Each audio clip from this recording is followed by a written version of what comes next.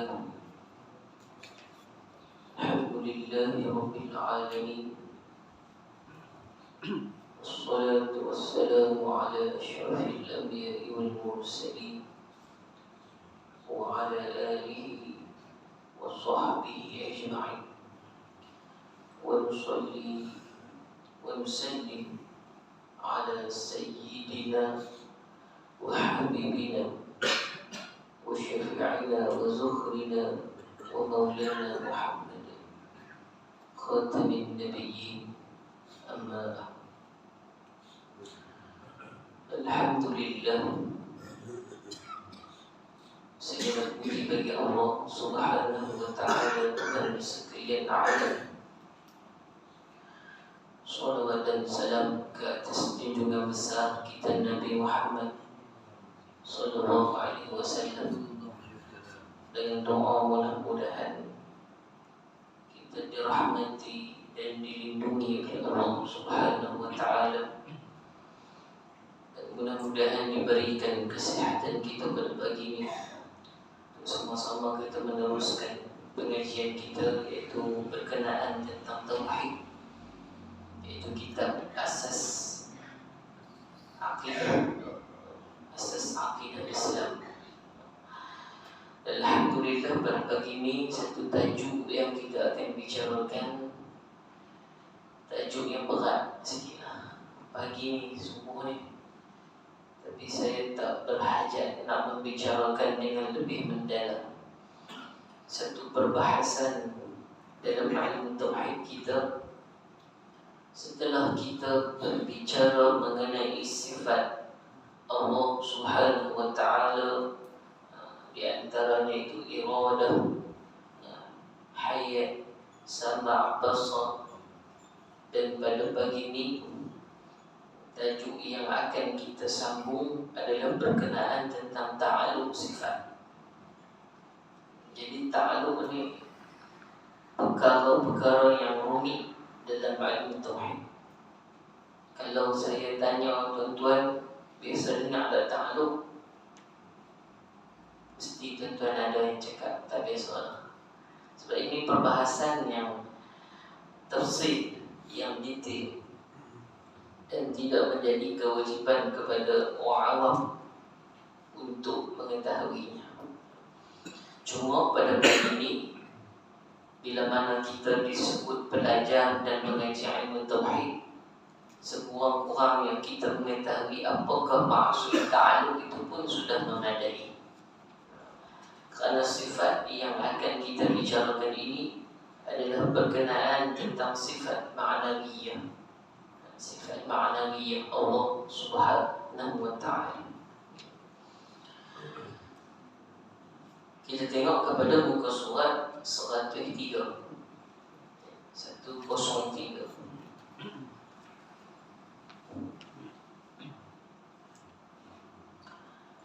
Bab yang ke-12, ta'alluq sifat. Apa arti ta'alluq? Ta'alluq yang disebut dalam kitab ini bererti, ini kita tengok satu-satu, kita terus saja. Ta'alluq bererti melakukan sesuatu yang lain daripada zat. Misalnya qudrah, yakni Allah Ta'ala berkuasa, iaitu satu sifat yang maknanya sabit pada zat Allah, dan ianya juga melakukan satu tindakan kepada sesuatu yang lain pula. Keadaan ta'alluq sifat-sifat ma'ani itu tidak sama di antara satu dengan yang lain. Faham ke tak? Payah. Sebab dia ta'alluq ni apa dia? Ta'alluq ni bahasa Melayu tuan-tuan tulis kat kita tuan-tuan, maksudnya tugas ataupun peranan ataupun fungsi ataupun kerja. Yang dibicarakan ta'alluq ni 6 sifat ni, sifat ma'nawiyah ni dibicarakan, dan dia terkait dengan ta'alluq. Sifat yang ada ta'alluq adalah sifat ma'ani, kecuali sifat hayah saja. Tak apa, tak faham, tak apa, kita dengar. Maka maksud ta'alluq ni fungsi dia, peranan dia, kerja dia. Dalam bahasa Arab disebut ta'alluq ialah huwa talbul sifati, huwa talbus sifati amran zaidan ala qiyamiha billat. Ia adalah satu tuntutan sifat akan perkara yang lebih daripada keadaannya yang berdiri di atas zat. Baik, keterangannya macam ni.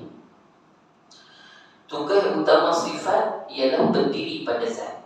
Sifat Allah Ta'ala kita mengaji ini, dia berdiri pada zat. Maka ta'alluq adalah tugas tambahan. Tak apa, tuan-tuan tak nampak lagi, tak apa, nanti tuan-tuan nampak je juga sikit-sikit. Iaitu setelah mana-mana sifat ma'ani yang saya sebut tadi, sifat ma'ani itu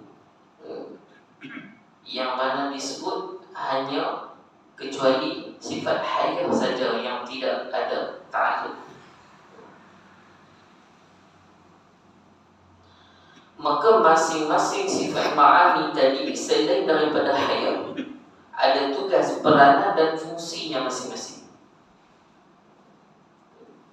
Sebagai contoh kita bagi satu sifat ma'ani adalah qudrah. Qudrah maksudnya Allah Ta'ala berkuasa. Dan setelah sifat qudrah itu berdiri ataupun ada pada zat Allah Ta'ala, maka tugas tambahannya atau ta'alluqnya ataupun peranannya ataupun kerjanya pula ialah mengadakan atau meniadakan. Qudrah sifat Allah Ta'ala, maka ta'alluq dia, peranan dia. Satu istilah kita ambil salah satu daripada sifat ma'ani itu adalah qudrah. Kita pegang qudrah. Qudrah maksudnya pagi-pagi ni nak orang makin tidur, guna otak dia ni sikit, jalan, kena jalan otak sikit. Saya pun duduk berkembang semalam ni, kan naik terbaik duduk check up. Sebab dia susah sikit, kita kena tengok kitab juga. Qudrah Allah Ta'ala berkuasa, itu sifat Allah Ta'ala. Maka sifat ni dia ada ta'alluq. Satu istilah ta'alluq ni maksud apa tadi? Fungsi, peranan, kerja, tambahannya. Ni bukan kita benda yang berlainan dah. Benda tu duduk dekat Allah Ta'ala, cuma nak bagi kita faham. Maka kerja tambahan qudrah ini ialah ta'alluq maksudnya. Ta'alluq ini tujuannya adalah untuk, tugas dia adalah untuk mengadakan atau meniadakan. Mengadakan atau meniadakan. Bagi maksud itulah yang kita nak faham ta'alluq itu. Ta'alluq bermakna bergantung, berkait, berhubung. Tuan-tuan balik tengok kitab balik, kan, pengebang balik. Ia juga bermaksud tugas, peranan, kerja atau fungsi sifat setelah ia berdiri pada zat. Maka sifat ma'ani itu ada ta'alluq, ada kerja tambahan dia. Itu dulu. Dia kalau ada papan putih dia lagi nampak sikit. Tapi tak payahlah. Masa kita suntuk tulis pun lagi makan masa. Baik. Maka ta'alluq ini dia terkait dengan sifat ma'ani. Sifat ma'ani yang terkait itu kecuali sifat hayah. Sifat ma'ani Allah Subhanahu wa ta'ala itu. Baik. Dalam 4 sifat, pembahagian sifat-sifat apakah yang mengandungi ta'alluq, yang mempunyai ta'alluq? Sifat ma'ani saja. Kita belajar yang pembahagian yang 4 tu, tuan-tuan ingat tak? Sifat 20 dia bahagi 4 bahagian pula. Yang pertama wujud, dia duduk dalam bahagian nafsi, nafsiyah. Kemudian lepas wujud qidam, baqa, mukhalafatuhu ta'ala lil hawadis, qiyamu bi nafsi, wahdaniyah. Dekat itu dia duduk dalam salbiyah. Ini untuk orang yang bisa mengaji dah. Kalau tak bisa mengaji, dia baru dengar ni, dia dengar. Kemudian duduk dalam lepas qudrah, iradah, ilmun, hayyun, sama', basar, kalam, duduk dalam bahagian ma'ani. Kemudian kamu tu duduk dalam ma'nawi. Ya, mengaji Ustaz ni penting ni kan? Kita nak kenal Tuhan, tapi kena mengaji macam ni. Ini yang menjadi perbahasan kepada kita, supaya kita terhindar daripada perkara yang boleh menyebabkan akidah kita tersasar. Dan ilmu-ilmu inilah yang akan membenteng, menjawab segala apa-apa yang mengelirukan kita dalam akidah. Bukan mengaji saja ni, mengaji untuk kita bagi jawapan, untuk menolak was-was, untuk menolak waham. Semalam mengajar di Teluk Ipit, tajuk dia kewajipan menuntut ilmu. Disebutlah di situ hak wajib kita tuntut ilmu mula-mula adalah fardu ain. Dan fardu ain itu tauhid, fikah, tasawuf. Maka itu yang perlu kita aulakan dalam kehidupan kita. Jadi kita main ngaji begini, tahu ke tak tahu, cerita lain. Janji main mengaji, sebab disuruh kita untuk menuntut ilmu. Sebab saya beritahu setiap hari memang tuan-tuan tak faham kan? Kalau nak faham, kita kena mengaji lagi. Dan tujuan kita mengaji dan belajar adalah untuk menghilangkan kejahilan yang ada dalam diri kita, untuk kita menolak perkara yang boleh memberikan perasaan hati kita wah-wah. Bila kita sebut wujud Allah Ta'ala ada, Tuhan ada Tuhan, nanti hati pula tanya, mana Tuhan? Maka bila soalan sebegitu, perlu kepada kita untuk mempelajari ilmu tauhid. Maka zaman sekarang, semalam ada seorang makcik tu tanya, boleh tak mengaji dengan telefon, mengaji dengan internet? Boleh, tapi hak tu ada dalam ni macam-macam. Hak mengajar dalam handset ni pun macam-macam.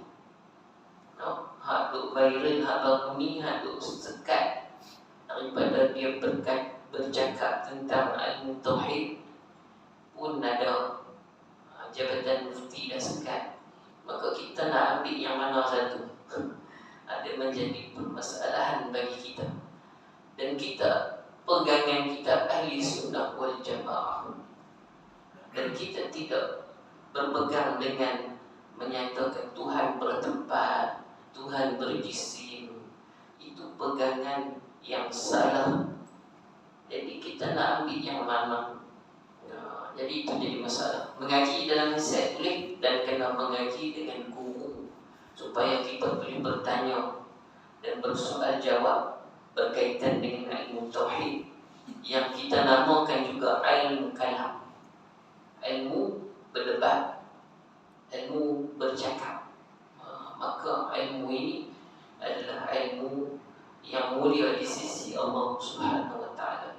Tidak lain dan tidak bukan, ilmu ini adalah untuk mengetahui makna kalimah itu, La ilaha illallah Muhammadur Rasulullah. Makna kalimah itu duduk. Hak kita mengaji ni maknanya duduk dalam kalimah tu. Jadi besar kalimah yang Allah Subhanahu wa taala berikan kepada kita ini, yang mana menjadi pengucapan untuk sesiapa yang nak masuk Islam. Baik.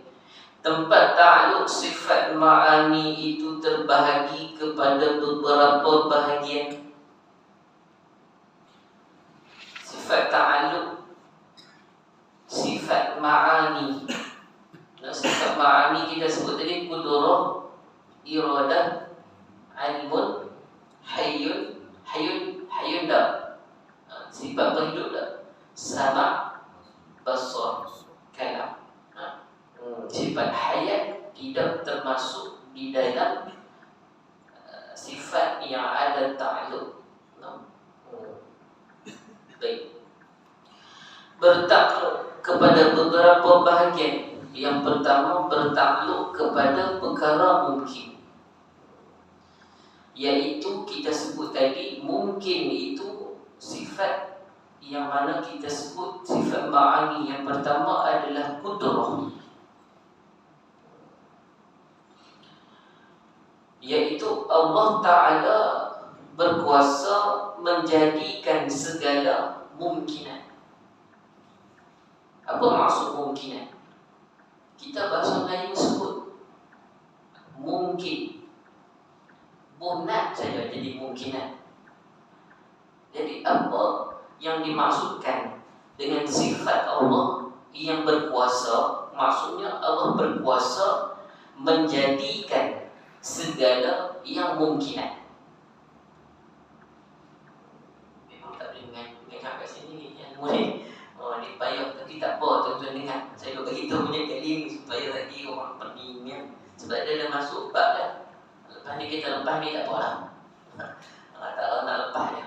Kalau orang mengaji Iqra 1, 2, 3 tu boleh jadi. Mai sampai 4 tu dah lekat lama. Ilmu tauhid mai sampai dekat ni dah lekat. Lepas tu tak apa. Baik, mungkinat apa maksud? Kita bahasa Melayu sebut mungkin. Mungkin ada, mungkin tak ada.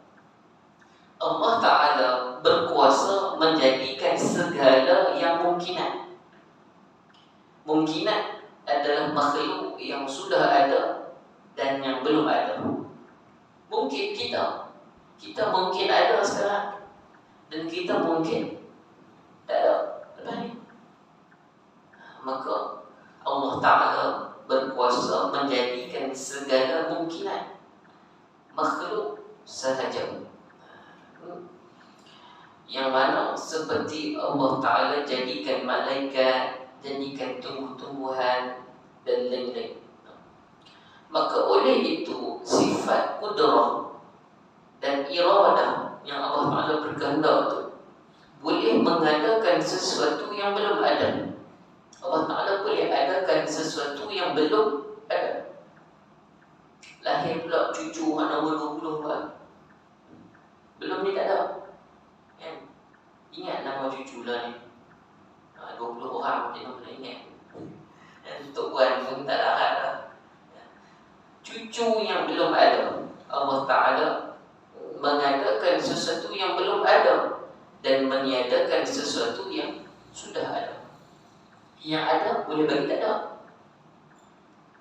yang belum ada boleh bagi ada. Itu maksud mungkinan. Mungkin ada, mungkin tak ada. Maka sifat yang mengadakan itu adalah sifat qudrah. Qudrah maksudnya berkuasa. Itu maksud ta'alluq di situ. Peranan, tugas sifat qudrah adalah mengada ataupun meniada. Kenapa khutbah sedikit? Tak apa. Contohnya, Allah boleh menjadikan seorang bayi yang belum ada untuk dilahirkan oleh ibunya, dan boleh mematikan bayi tersebut setelah dia dilahirkan. Maksudnya Allah Ta'ala berkuasa lah, bukan kerja kita. Tetapi Fir'aun, Namrud, dia mengatakan dia Tuhan pada masa itu. Tetapi telah berbahas berdebat ataupun berkata-kata dengan Nabi Ibrahim. Nabi Ibrahim kata, apakah bukti yang menunjukkan kamu itu Tuhan? Dia kata, aku boleh biarkan manusia ini hidup. Dan bila aku bunuh dia, mati dia, maka mati dia. Aku boleh bagi hidup dan boleh matikan. Tetapi Nabi Ibrahim bertanya pula soalan, bolehkah kamu menaikkan matahari dan menenggelamkan matahari? Maka di situ Nabi Ibrahim tak boleh kata apa. Raja Namrud tak boleh kata apa berkenaan tentang yang dia mengatakan bahawa dia itu adalah Tuhan. Maka peredaran bumi, pergerakan matahari naik turun, kita yang bergerak matahari di situ saja, mengelilingi matahari, maka semua itu adalah kerja Allah Subhanahu wa ta'ala. Maka itu adalah dalil yang menunjukkan bahawa sifat wujud yang kita kata pada Allah Ta'ala itu ada Allah, adanya alam. Jadi ada, sekali matahari naik, sekali petang turun balik, maka kejadian alam yang sebegitu menunjukkan adanya pencipta, adanya Allah Subhanahu wa ta'ala. Dan kalimah Allah ni kita tahu daripada Nabi kita Muhammad sallallahu alaihi wasallam. Jadi itu sifat ta'alluq yang pertama. Jadi sebut tu. Yang kedua, bertakluk kepada perkara wajib. Yang ketiga, bertakluk kepada perkara mustahil. Yang keempat, bertakluk kepada perkara yang harus. Jadi sifat-sifat ma'ani itu dia bertakluk kepada sifat-sifat Allah Subhanahu wa ta'ala yang ma'ani. Baik, kita baca secara harmoni. Manakala bentuk ta'alluq sifat-sifat itu ada yang bersamaan dan ada yang tidak. Misalnya kudrah, ta'alluqnya kepada perkara mungkin harus dalam bentuk mengada atau meniada. Tadi kita bincang pula.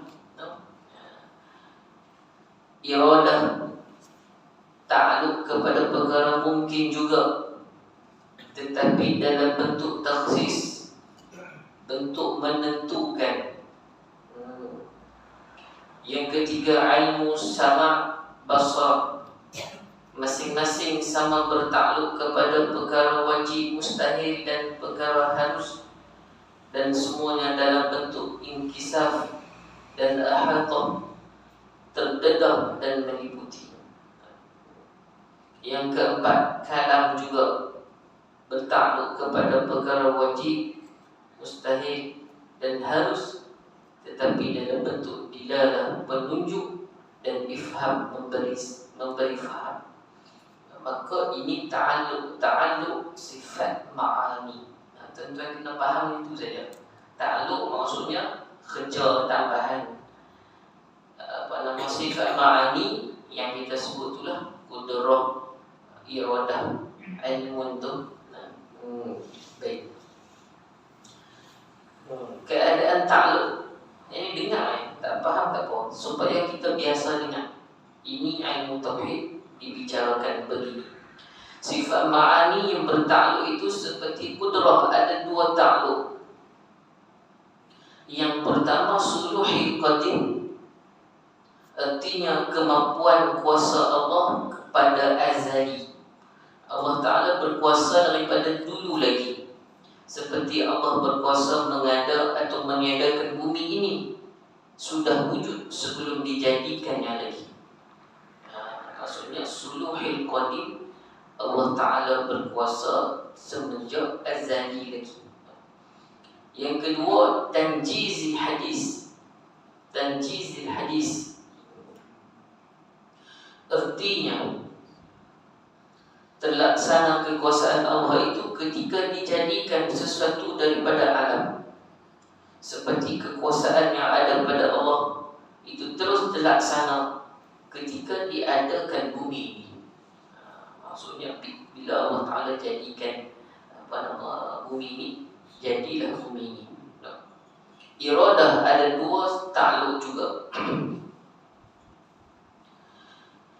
Artinya as-suluhul qadim, artinya kemampuan Allah pada azali. Allah Ta'ala iradah, berkehendak semenjak azali lagi, dan berkuasa daripada dulu lagi bagi menentukan sesuatu yang mungkin, seperti kemahuan Allah untuk mengadakan hari kiamat kelak sudah ada sebelum dijadikan sesuatu lagi. Yang kedua, tanjizi qadim, kemahuan Allah hendak menjadikan alam ini sudah terlaksana sebelum dijadikannya lagi. Maka itu iradah kehendak Allah Ta'ala. Yang ketiga, ilmu ada satu takluk saja, yaitu tanjiz qadim. Bisa dengar tanjiz qadim, suluhul qadim. Tak bisa dengar. Tak apa. Ini pengajian dia panggil ghamidul.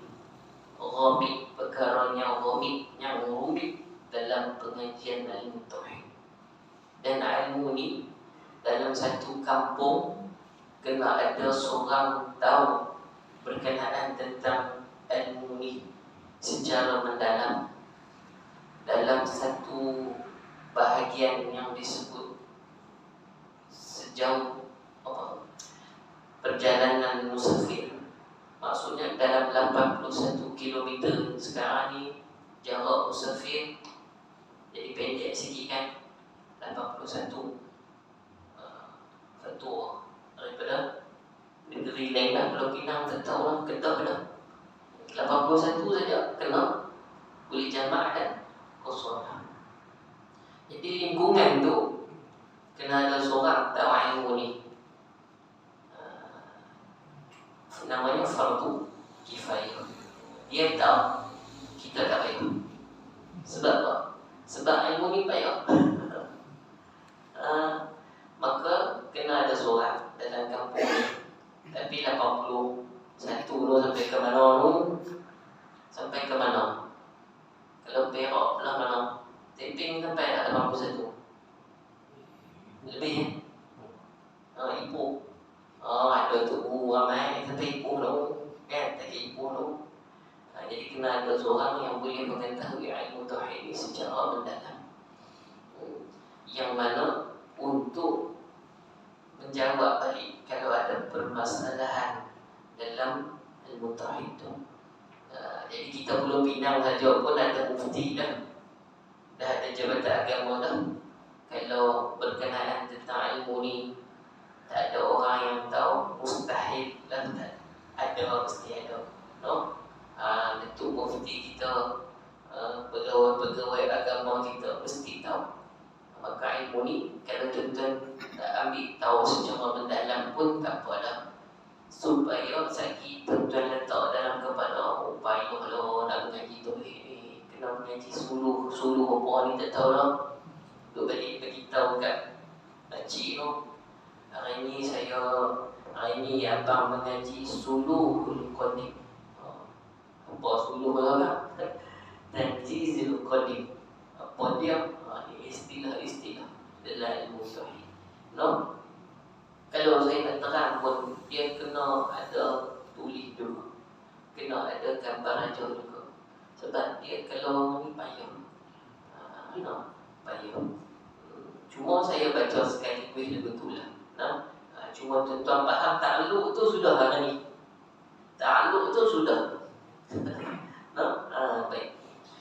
Seterusnya sama' dan basar ada 3 takluk di muka surat 105. Yang pertama suluhul qadim, artinya kemampuan pendengaran dan penglihatan Allah berkuasa dari dahulu lagi, seperti pendengaran penglihatan Allah kepada suatu itu telah berwujud sebelum dijadikan suatu lagi. Tanjizul qadim, artinya terlaksana pendengaran dan penglihatan Allah itu pada azali, Seperti Allah mendengar dan melihat kepada suatu itu telah terlaksana sebelum wujud suatu itu lagi. Dan jizil hadis, artinya terlaksana pendengaran dan penglihatan Allah itu ketika dijadikan alam ini seperti pendengaran dan penglihatan yang ada pada Allah itu terus terlaksana ketika ia menjadikan alam ini. Kalam hanya ada satu ta'aluk saja, dan jizi hadis artinya terlaksana berkata-kata Allah itu pada azali lagi, seperti kalam nafsi Allah itu berkuasa dari dahulu lagi dan tidaklah berbeza dengan terlaksananya pada ketika dijadikan alam ini. Jadi yang saya sebut ni qudrah, iradah, ilmun, hayun, hayat tak ada, sama, basar, kalam. Berapa? 1, 2, 3, 4, 5, 6. 6 sifat ni namanya sifat ma'ani. Maka sifat yang 6 ni lah dia ada takluk, tugas dia, peranan dia.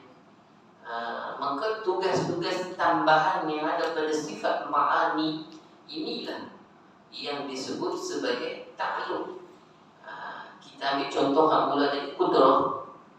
Allah Ta'ala berkuasa menjadikan segala perkara yang mungkin. Takluk kepada perkara yang mungkin. Maka Allah Ta'ala boleh mengadakan atau meniadakan. Maka jenis takluk itu disebut sebagai jenis takluk yang memberi bekas, yang mengadakan ataupun meniadakan. Allah Ta'ala memberi bekas pada ciptaan yang dijadikan itu. Habis cukup dekat itu. Kalau tidak jadi pening. Tahu takluk, faham takluk lah, cukup tahu maksud dia. Kerana perkara-perkara ini adalah perkara yang ghamidul kalam, yang rumit dalam perbahasan kita. Baik, kita tengok sifat ma'nawiyah. Ini bahagian yang keempat dah. 20 sifat, dia ada 4 bahagian. Maka ma'nawiyah ni yang kita tengok kaunuhu tu. Tapi kalau kita mengaji takat 13 sifat saja dah cukup. Sampai dekat kalam saja kan. Wujud, qidam, baqa, mukhalafatuhu ta'ala lil hawadis, qiyamuhu binafsi, wahdaniyah, qudrah, iradah, ilmun, hayyun, sama, basar, kalam. Cukup. Sudah cukup untuk terlepas daripada yang disebut sebagai fardu ain. 13 sifat tu. Jadi habis tak lagi kita mengaji ni. Tapi ditambah lagi kaunuhu tu namanya sifat. Bahagian dia adalah sifat ma'nawiyah. Maka dalam perbahasan ilmu tauhid sifat 20, maka disebut 20. Kerana nak menerangkan lagi tentang sifat Allah Subhanahu Wa Taala dengan lebih jelas, maka disebut sebagai kaunuhu. Baik, kita baca sifat ma'nawiyah, iaitu sifat yang menunjukkan ada suatu keadaan yang wajib bagi zat Allah yang bersifat dengan suatu sifat. Sifat-sifat itu ialah kaunuhu qadiran. Artinya keadaan Allah itu berkuasa bila ada baginya sifat kuasa, iaitu ia merupakan hal bagi sifat kuasa. Sifat ma'nawiyah ini, setelah kita cerita tentang 7 sifat ma'ani itu tadi tu kan, qudrah, iradah tu, maka disebut kaunuhu qadiran pula. Para ulama meneruskan dengan perbicaraan tentang sifat maknawiyah ini yang 7 sebagai kesinambungan kaitan dengan sifat ma'ani yang 7 dia kait. Maka sifat maknawiyah ini kaunuhu itulah, kaunuhu qadiran, kaunuhu semua tu. Maka sifat ini adalah untuk membicara tentang hal, iaitu keadaan Allah itu berkuasa bila ada baginya sifat kuasa. Apa yang Allah Ta'ala berkuasa? Baik. Yang pertama, kaunuhu qadiran. Kita pegang di situ dulu. Maka wajib ke atas kita untuk mengetahui bagi Allah Ta'ala bersifat dengan keadaannya yang mempunyai sifat berkuasa, dan mustahil atasnya berkeadaan lemah. Kita kena pegang yang mana Allah Ta'ala itu ada padanya sifat berkuasa ataupun sifat berkuasa itu, dan mustahil baginya dalam keadaan berlemah. Maka di sini ada perbahasan. Kenapa ada malaikat dengan tugas-tugas Allah Ta'ala? Dah sebut Allah Ta'ala berkuasa. Jika Allah Ta'ala berkuasa, kenapa perlu ada malaikat lagi dengan tugas yang masing-masing yang kita pegang beriman kepada malaikat? Maka di sana ada persoalan. Maka dengan sifat ni kita nak jawab.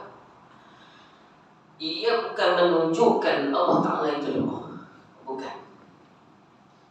Maka dia menunjukkan kekuasaan Allah boleh menciptakan apa sahaja makhluk.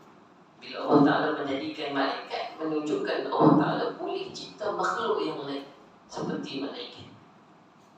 Nak menunjukkan kekuasaan Allah, bukan nak menunjukkan kelemahan Allah Subhanahu wa Ta'ala.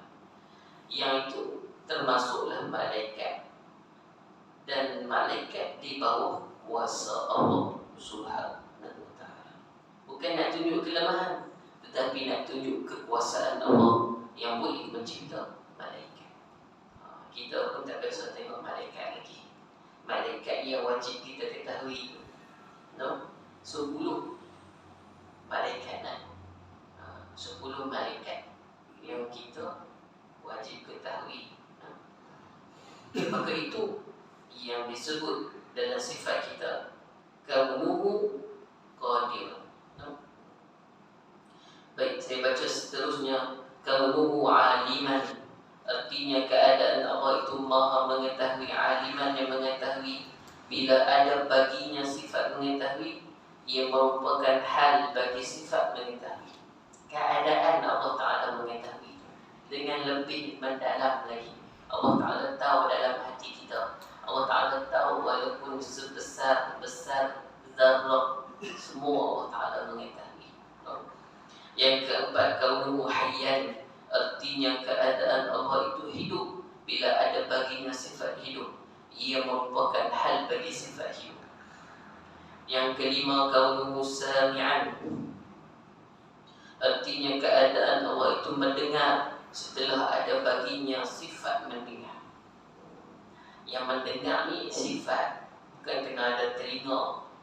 Kita ada telinga, tapi kadang-kadang tak ada telinga pun dengar tak? Ni alat untuk mendengar. Yang keenam, kaunuhu basiran, artinya keadaan Allah itu amat melihat. Bila ada baginya sifat melihat, merupakan hal bagi sifat melihat. Yang ketujuh, kaunuhu mutakalliman, artinya keadaan Allah itu berkata-kata. Bila ada baginya sifat berkata-kata. Jadi itulah sifat maknawiyah, duduk dalam bahagian maknawiyah. Ada berapa? 7. Boleh tak nampak secara hangu? Boleh cukuplah. Baik, yang terakhir, kita masuk sikit. Ni nak lahan ni, nak bagi tahu lah supaya semangat ngaji. Baik, sifat mustahil dan harus. mustahil, suatu yang tidak sekali-kali diterima oleh akal ada. Sifat ni tak boleh ada dalam akal kita, mustahil ada pada Allah Ta'ala. Contohnya lemah Allah Ta'ala, sifat mustahil. Lemah, kalau Allah Ta'ala lemah, bagaimana untuk Allah Ta'ala mentadbir alamin? Dan ia memang tidak wujud pada asal lagi bagi Allah. Maka sifat mustahil yang kita mengaji ini adalah untuk menolak perkara yang tidak layak bagi Allah Ta'ala. Kita mengaji sifat wajib, sifat mustahil, sifat harus.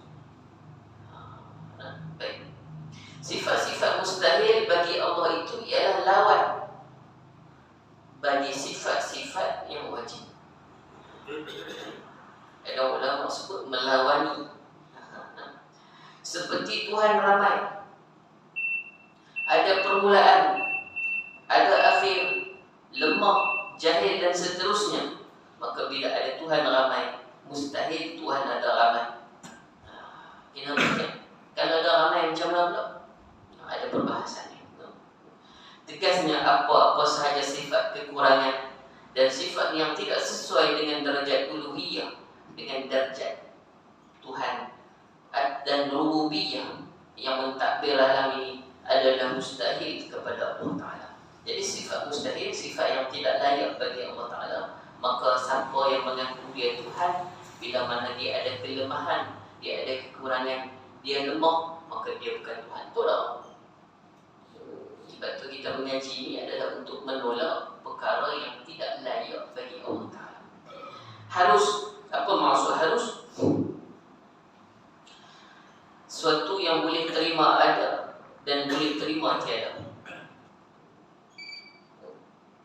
Seperti harus bagi Allah mengurniakan anak kepada Zainab atau tidak.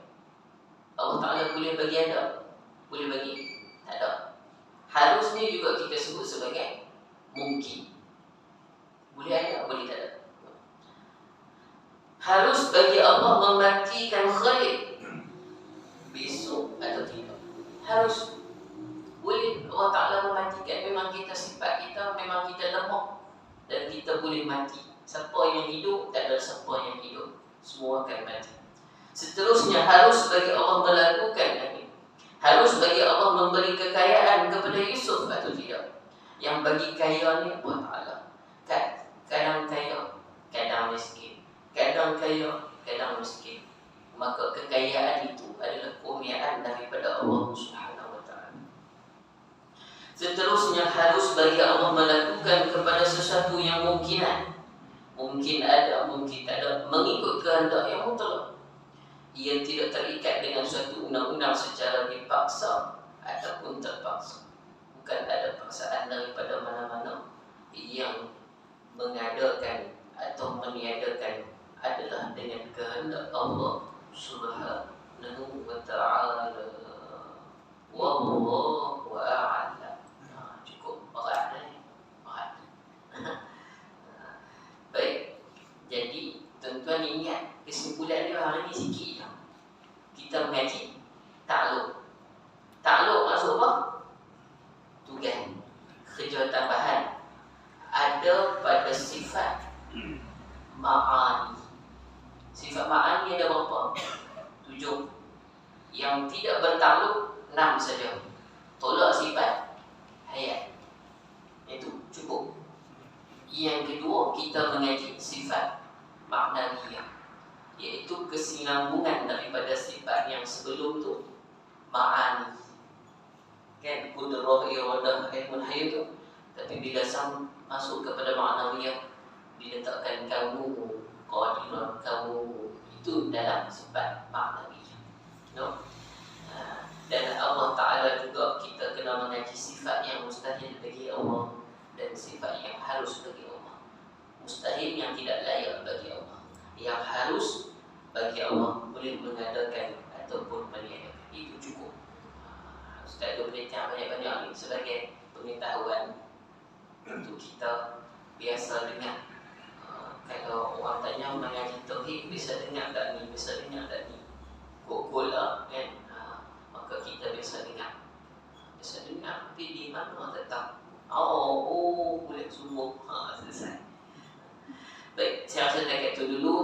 pengajian kita pada pagi ni waktu tak sesuai dengan guna otak banyak ni duk mengantuk lagi lah. Jadi mohon maaf sekiranya ada salah terkasar bahasa. Tuan-tuan boleh cari balik kitab, tengok kitab ni dia tak mendalam. Tuan-tuan boleh kalau nak mengaji lagi cari kitab sifat 20 ni, Ustaz Muhammad Jul ni, beli berapa ringgit saja, 30 ringgit saja, untuk rujukan lebih mendalam. Ada gambar rajab. Mengaji lah ni dia bukan ini, tak ada gambar rajab, ada gambar rajab lah ni, supaya kita faham.